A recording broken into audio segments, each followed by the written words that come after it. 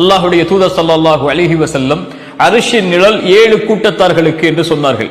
அதில் ஒருவர் வலதுகரம் தர்மம் செய்யும், இடதுகரத்திற்கு கூட தெரியாமல். இன்னொரு நபர் தனிமையில் அல்லாஹ்வை நினைவு கூறுவார், அதனால் அவர்களுடைய கண்கள் கண்ணீரை வடிக்கும். இந்த நபர், இந்த இருவரும் மக்கள் மத்தியில் அறியப்பட வேண்டும் என்பதற்காக தர்மம் செய்யவில்லை, மக்கள் மத்தியில் அறியப்பட வேண்டும் என்பதற்காக கண்ணீர் வடிக்கவில்லை. இந்த இருவருடைய செயலையும் அல்லாஹ் அங்கீகரித்து அல்லாஹ் அவர்களை நாளை மறுமையில் அர்ஷின் நிழலை கொடுப்பான் என்று அல்லாஹ்வுடைய தூதர் ஸல்லல்லாஹு அலைஹி வஸல்லம் சொன்னார்கள். அல்லாஹ்வுடைய தூதர் ஸல்லல்லாஹு அலைஹி வஸல்லம் சபையில் ஒருவர் கடந்து செல்கிறார். நபித்தோழர்களை பார்த்து அல்லாஹ்வுடைய தூதர் கேட்டார்கள், இந்த மனிதரை பற்றி என்ன சொல்கிறீர்கள்? நபித்தோழர்கள் சொன்னார்கள், அல்லாஹ்வின் தூதரே, இவர் மிக கண்ணியமிக்கவர், இவர் பெண் கேட்டால் கொடுத்து விடுவார்கள், இவர் சாட்சி சொன்னால் ஏற்றுக்கொள்வார்கள். அல்லாஹ்வுடைய தூதர் ஸல்லல்லாஹு அலைஹி வஸல்லம் மௌனம் காத்தார்கள். இன்னொரு நபர் கடந்து சென்றார்.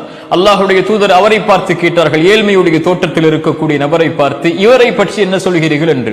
நபித்தோழர்கள் சொன்னார்கள், யா ரசூலல்லாஹ், இவர் கண்ணியம் இல்லாதவர், இவர் பெண் கேட்டால் யாரும் கொடுக்க மாட்டார்கள், இவர் சாட்சி சொன்னால் யாரும் அங்கீகரிக்க மாட்டார்கள்.